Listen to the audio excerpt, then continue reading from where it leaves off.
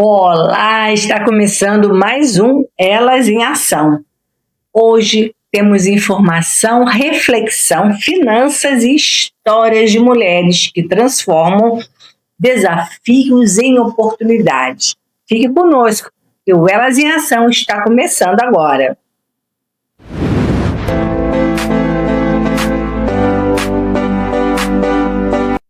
Olá, boa tarde. Mais uma Acessibilidade em Foco.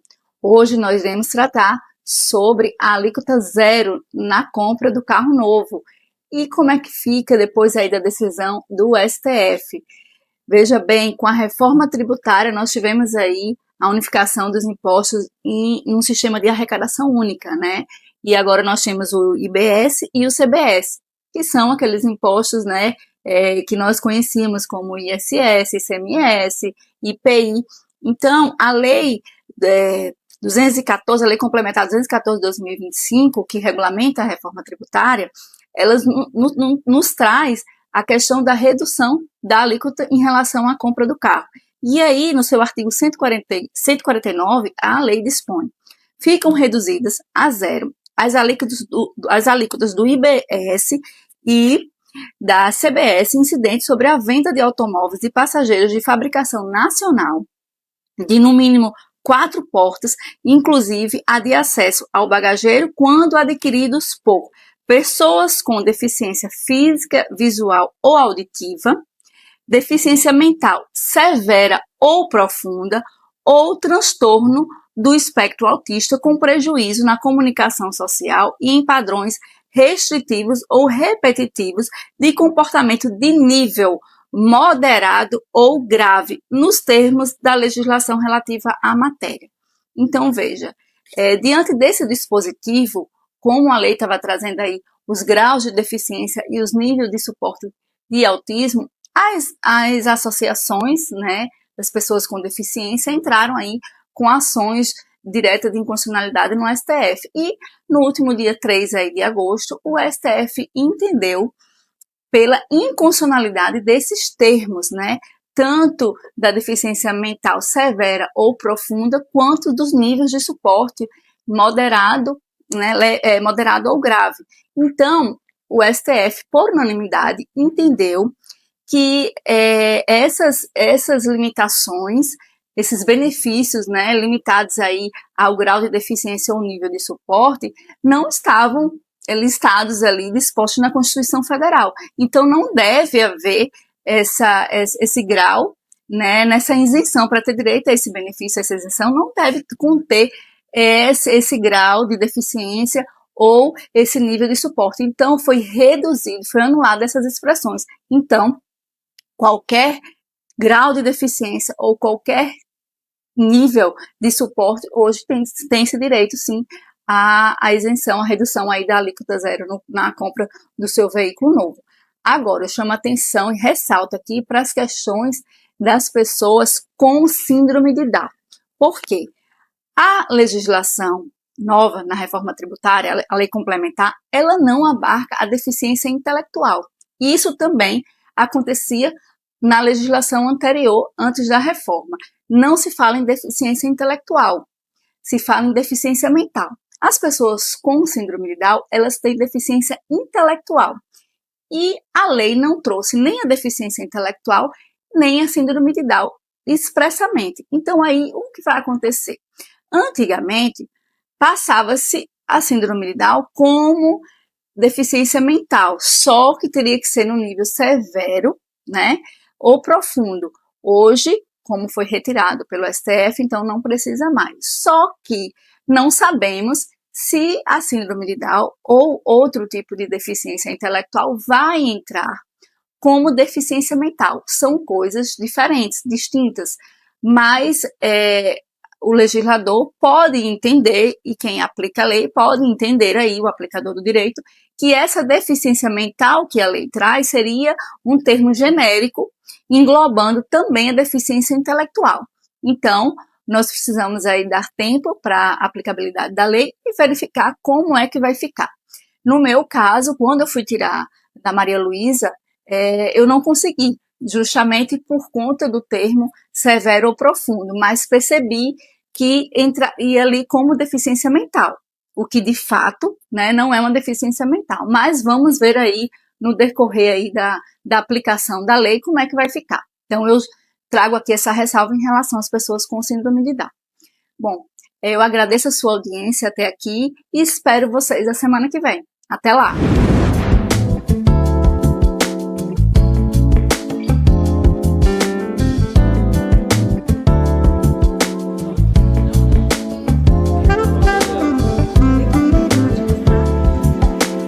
Muito boa tarde, pessoal. Você já parou para pensar que um casamento pode começar a terminar antes mesmo de alguém pronunciar a palavra divórcio?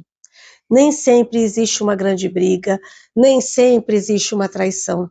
Às vezes, apenas duas pessoas que, aos poucos, foram deixando de caminhar juntas. Então, pega seu cafezinho e vem comigo, porque hoje a nossa conversa é sobre aqueles pequenos afastamentos que podem acontecer dentro de uma relação muito antes de alguém decidir se divorciar.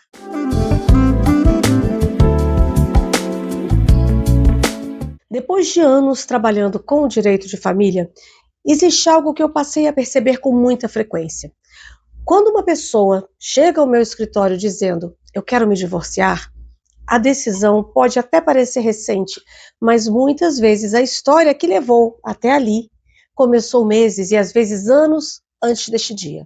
Começou quando o casal deixou de conversar sobre aquilo que realmente sentia, quando as conversas passaram a ser apenas sobre as contas, os filhos, horários, problemas da casa, compromissos.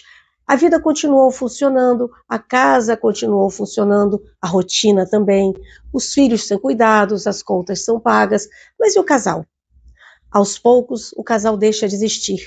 E existe uma pergunta que eu considero muito importante aqui.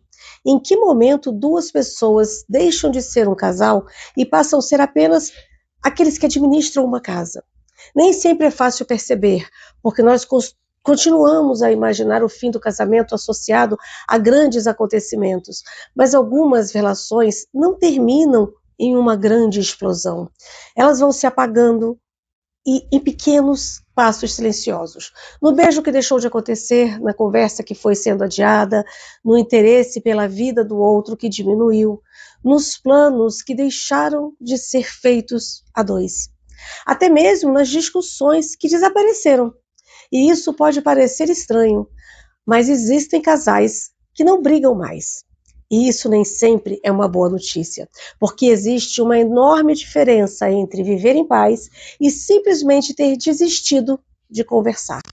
Quando duas pessoas ainda se importam, muitas vezes ainda questionam, tentam explicar, procuram uma solução. O silêncio absoluto pode significar tranquilidade, mas também pode significar desistência emocional. E é importante dizer uma outra coisa. Perceber esses sinais não significa concluir que aquele casamento acabou. Muito pelo contrário. Às vezes, perceber a distância é justamente o que permite que duas pessoas parem e se perguntem: o que aconteceu conosco? Ainda queremos estar aqui? Existe algo que podemos reconstruir? Precisamos de ajuda para voltar a conversar? Por isso, nem toda distância significa fim, mas toda distância que se torna permanente merece ser percebida e cuidada. E quando, apesar de todas as tentativas, chega a decisão de terminar, também existe uma reflexão muito importante. Juridicamente, o divórcio acontece em determinado momento, mas emocionalmente aquela separação pode ter começado muito antes. Um casamento pode terminar sem que toda a história construída precise ser destruída junto com ele, especialmente quando existem filhos dessa relação. Preservar o respeito, diálogo e responsabilidades também é uma forma de cuidar da família, que continuará existindo, ainda que em uma nova configuração. Então hoje eu quero deixar uma pergunta para você. Não apenas para quem pensa em se divorciar, mas principalmente para quem está em uma relação. Vocês ainda estão construindo uma vida juntos ou apenas administrando a vida que construíram um dia? Talvez essa seja uma pergunta difícil, mas algumas perguntas precisam ser feitas enquanto ainda existe tempo para escolher o que fazer com a resposta. Porque muitas vezes o divórcio não começa no dia em que alguém diz: eu quero me divorciar. Ele começa muito antes, quando duas pessoas deixam silenciosamente de se encontrar dentro da própria relação. Eu sou Cláudia Neves e esse foi mais um Café com Cláudia. Eu te espero na próxima semana para mais um café. Até lá.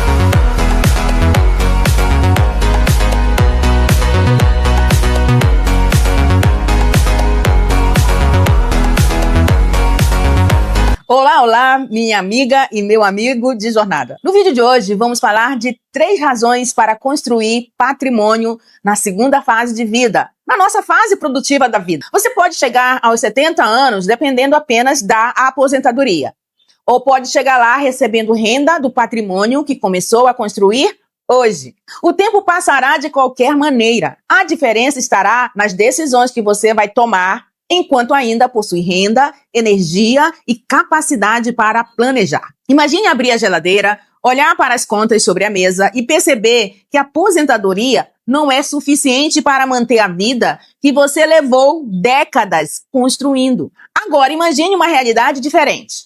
Você acorda com tranquilidade, cuida da saúde, viaja, ajuda quem ama e escolhe como deseja viver porque decidiu construir patrimônio ainda na segunda fase de vida. Qual dessas 2 histórias você deseja viver? Eu sou Adélia Glicério, treinadora financeira, comportamental, sistêmica, escritora, palestrante. Minha missão é ajudar pessoas e famílias a integrarem inteligência financeira, emocional e espiritual para construírem uma vida verdadeiramente próspera. Hoje começaremos com 3 das 7 razões para construir patrimônio na segunda fase de vida. A primeira razão: manter sua qualidade de vida. A aposentadoria não faz desaparecer a conta de luz, o supermercado, a moradia, o transporte e o lazer. Você continuará tendo necessidades, sonhos, desejo. Entretanto, poderá receber menos justamente quando precisará de mais segurança. Se você trabalha pelo regime CLT, considere como estratégia de planejamento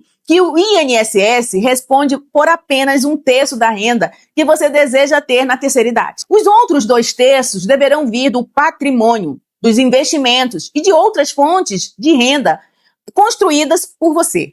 A Previdência pode oferecer uma base, mas a qualidade de vida que você deseja dependerá das decisões tomadas durante sua fase produtiva. Construir patrimônio é proteger o padrão de vida conquistado, para que você não precise diminuir drasticamente seus sonhos quando deixar de trabalhar. Segunda razão: prepare-se para os gastos com saúde. Na juventude e na vida adulta, o dinheiro costuma ser direcionado para casa, filhos, estudos e viagens. Com o passar dos anos, o plano de saúde, medicamentos, exames, tratamentos e cuidados especializados podem ocupar uma parcela cada vez maior do orçamento. Imagine precisar escolher entre comprar um medicamento e pagar uma conta doméstica. Essa é uma realidade dolorosa enfrentada por muitas famílias. Construir patrimônio é criar proteção para cuidar do corpo, da mente e da dignidade, sem depender de empréstimos, nem transferir toda essa responsabilidade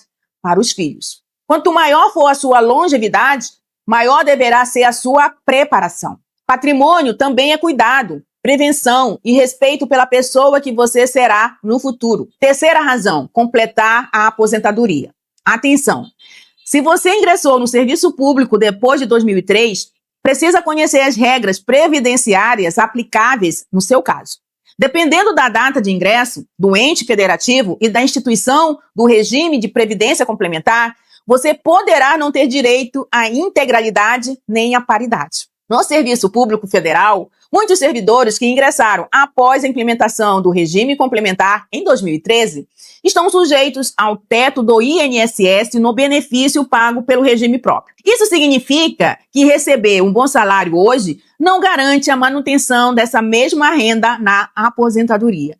Existe uma diferença entre aquilo que a Previdência poderá pagar e aquilo que você precisará para viver. Essa diferença deverá ser preenchida pelo patrimônio que decidir construir a partir de hoje. Quanto antes você conhecer essa possível redução de renda, mais tempo terá para agir. Hoje apresentei apenas 3 razões. Ainda existem 4 razões fundamentais que podem mudar a sua maneira de planejar a sua segunda fase de vida. Quer conhecer as 7 razões e aprender como transformar a renda em patrimônio, segurança e liberdade? Assista o conteúdo completo no YouTube, no canal Instituto Adélia Glicério. Espero você lá, porque envelhecer é uma dádiva, mas envelhecer com patrimônio, autonomia e dignidade é uma decisão. Eu sou Adélia Glicério, a sua vovó das finanças, e este é o programa Elas em Ação na Com Brasil TV. Até o próximo encontro. A luz venceu!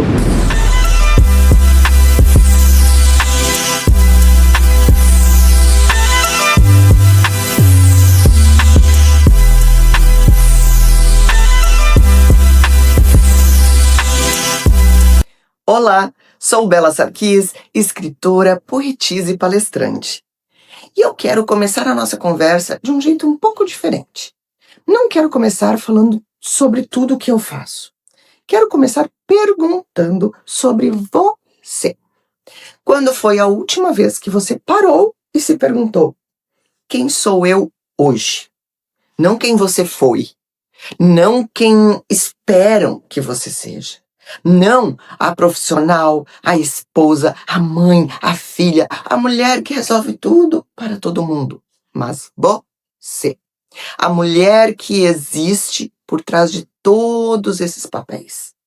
Eu faço essa pergunta porque ao longo da vida nós vamos acumulando tantas funções, tantas responsabilidades e tantas expectativas que algumas vezes, sem perceber, vamos nos afastando de nós mesmas. A gente aprende a cuidar, a dar conta, a ser forte, a ir à luta, a corresponder a todas as expectativas, a não decepcionar. E no meio de tudo isso, existe uma pessoa que muitas vezes vai ficando para depois. Nós mesmas. Nós mesmas. E talvez você esteja me ouvindo agora e pensando, se perguntando: mas eu tô bem, minha vida está maravilhosa, tá andando. E eu acredito que esteja mesmo. Só que estar dando conta da vida não significa necessariamente estar vivendo a vida que faz sentido para você. Existe uma diferença enorme entre simplesmente seguir e se escolher enquanto segue. E eu também já precisei entender isso ao longo da minha vida, da minha história. Porque a minha vida teve mudanças, teve recomeços, diferentes fases e caminhos que eu jamais poderia ter previsto. E uma das coisas mais bonitas que aprendi é que não existe idade certa para se reencontrar. Não existe idade para começar de novo. Não existe idade para mudar de ideia. Não existe idade para descobrir uma nova versão de si mesma. E talvez seja justamente sobre isso que nós vamos conversar por aqui. Sobre mulheres reais, sobre autoestima, sobre amor próprio, sobre escolhas, julgamentos, sobre coragem. Sobre aqueles momentos em que a vida parece perguntar baixinho: e agora? O que você quer para você?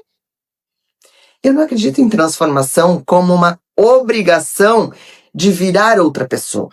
Muito pelo contrário. Para mim, transformação é retirar aos poucos tudo aquilo que fomos colocando sobre nós para caber nas expectativas dos outros. É olhar para dentro e reconhecer: eu ainda estou aqui. Talvez não precise se tornar uma nova mulher. Talvez precise apenas reencontrar aquela que ficou esquecida, enquanto você estava ocupada demais sendo tudo para todo mundo. E é esse convite que eu quero fazer a você nesses nossos encontros.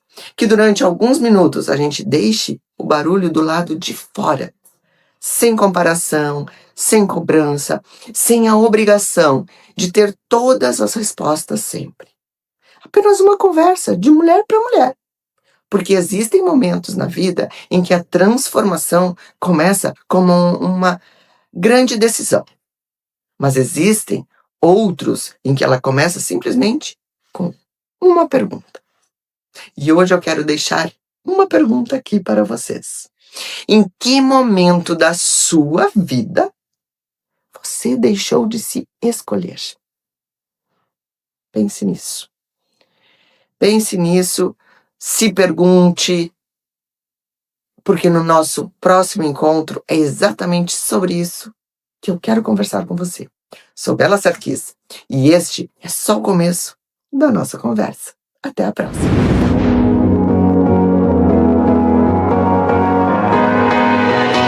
Boa tarde, estamos aqui mais uma vez com o nosso quadro Mulheres que Movem, o programa Elas em Ação. E hoje nós estamos aqui com mãe e filha, duas mulheres que tiveram um sonho. Aliás, a filha teve sonho e, obviamente, a mãe, né, não poderia deixar de tentar ajudá-la. Então, hoje aqui temos Rizomar e Rebeca. Então, vamos entrevistar nossa amiga Rizomar. Rizomar, eu quero que você fale um pouquinho desse sonho que a Rebeca teve para você conseguir chegar até aqui. Achei loucura. Loucura, mas no decorrer da minha vida eu achei uma boa ideia. Foi uma loucura também, né? Dinheiro de aluguel, a gente tirou para pagar o aluguel, mas foi resolvido, alugamos a loja e começamos. Muitas vozes estranhas, como sempre, não tem como. E como quando nós pegamos e nós fomos juntas até e metemos a cara, tá? Estamos aqui. 3 anos. Fazendo 3 hoje. anos hoje. Legal. E você, Rebeca, teve esse sonho por qual motivo? Porque esse ofício da costura, quem me ensinou foi minha mãe. E lá em casa sempre teve esse negócio de consertar roupa. E eu sempre gostei. Quem consertava era eu, porque minha mãe nunca dava trabalho. Eu pensei, gente, e se eu fizesse para outras pessoas? Aí, e eu não pesquisei nada para ver se ia dar certo, não. Eu só dei uma vontade imensa. E era uma coisa escassa, muito difícil de ter. E eu fui trabalhando isso na minha mãe foi em anos. Não foi uma coisa assim, eu tive essa ideia e a gente vai começar mês que vem. Não, foi... Eu convencer minha mãe demorou muito, tanto que ela me emprestou as máquinas, eu abri meu próprio negócio, deu certo, depois eu convenci ela a vir aqui em Caxias. Aí deu super certo também, graças a Deus.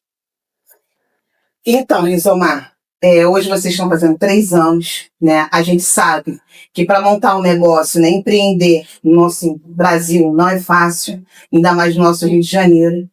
Mas o que te fez, né, fazer isso foi o pedido dela. E o que você fala para as pessoas, porque teve muitos trancos e barrancos aí, para vocês estarem fazendo 3 anos hoje, com muito sucesso aqui no bairro. O que você fala pro pessoal de casa para não desistir, para continuar? Eu, nesse meio tempo, eu gosto de me observar muito. Eu nunca pensei em desistir. Nunca veio esse sentimento de desistir. Sempre houve um sentimento de continuar. Eu usei algumas dificuldades como um trampolim para eu continuar. Eu não usei essas situações negativas para que eu pudesse ter um passo atrás e sim um passo à frente. Me acho capaz de conseguir fazer. Não é psicologia, não é neurologia. Ai, você vai. Não é. Eu quis ir e fui, tô aqui, eu e a minha filha. Então, fala aqui para essa câmera aqui, para as mulheres empreendedoras que estão agora, que você é uma mulher que move para elas. Dá um conselho. Não para. Chora, senta, vai pro banheiro, chora tomando banho, chora na sua cama, cuidar das vozes estranhas, não escuta voz estranha não, hein? Empreender não é mole, né? Não é mole, mas, gente, se fosse tão difícil, não teria ninguém, não teria gente com loja de esmalte, também, né? Cabelo, estética, é o profissionalismo. A diferença é a sua mão. Tem muitas costureiras, quem faz unha, mas cada um tem o seu diferencial e a sua qualidade. E um detalhe é que a gente não tem faculdade, a gente não fez curso, então isso não é desculpa. Mas eu é vontade mesmo, de querer, de gostar, de querer empreender e ter o seu próprio dinheiro e poder ajudar outras pessoas e empregar outras pessoas também. Muito legal isso aí. Exatamente. E a história de vocês é muito bonita, né? Nesse meio tempo houve algumas situações, né, difíceis entre você e sua filha. E Rebeca, com tudo que vocês passaram, o que você tira de lição, né? Porque às vezes a gente tá lá em cima, de repente a gente tá lá embaixo, né? O que você poderia falar exatamente para quem está ouvindo, às vezes também, né? Passa por essas situações. Que a gente chegou aqui por amizades, por clientes, que a gente não tá aqui só por nosso mérito.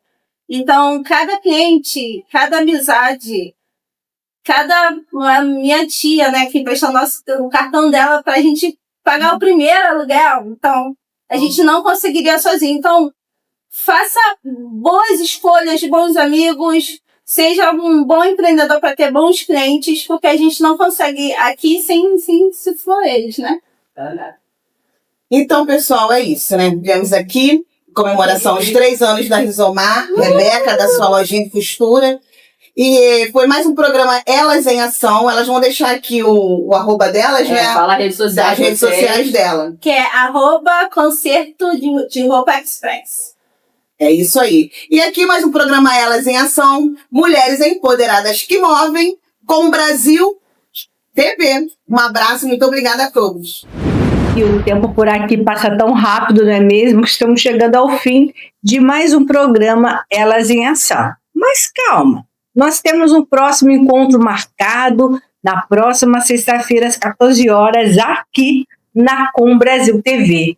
Por aqui hoje tivemos várias informações, histórias e inspiração para lembrar que transformar também é escolher novos caminhos. Nos siga nas nossas redes sociais, se inscreva no nosso canal no YouTube, compartilhe esses conteúdos que você recebeu aqui para quem você acha que deve também ter e receber conhecimento. Obrigada pela sua companhia. Até o próximo programa. Tchau, tchau.